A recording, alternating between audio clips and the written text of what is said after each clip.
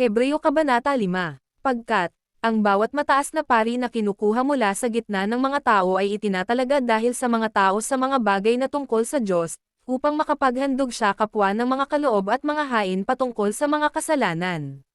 Na maaari siyang mahabag sa mga mangmang, at sa kanilang wala sa daan, dahil siya mismo rin naman ay napapalibutan ng karamdaman.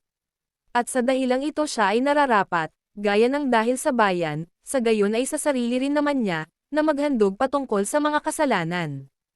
At walang taong kumukuha ng karangalang ito patungo sa kanyang sarili, kundi siyang tinatawag ng Diyos, gaya ni Aaron. Sa gayon din naman ay hindi niluwalhati ni Kristo ang kanyang sarili upang magawang isang mataas na pari, kundi siyang nagsabi sa kanya, "Ikaw ang aking anak, sa kasalukuyang araw ay isinilang kita." Gaya ng sinasabi rin naman niya sa ibang dako, "Ikaw ay isang pari magpakailanman alinsunod sa hanay ni Melchizedek."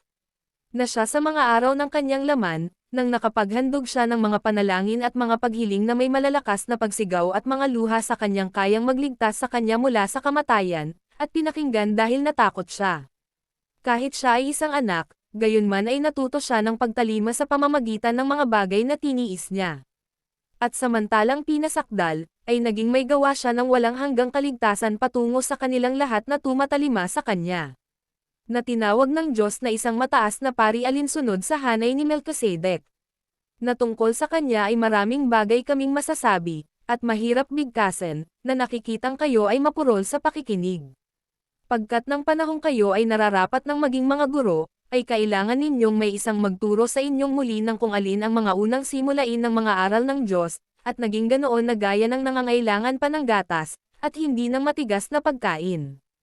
Pagkat ang bawat isang gumagamit ng gatas ay dibihasa sa salita ng katwiran, pagkat isa siyang sanggol.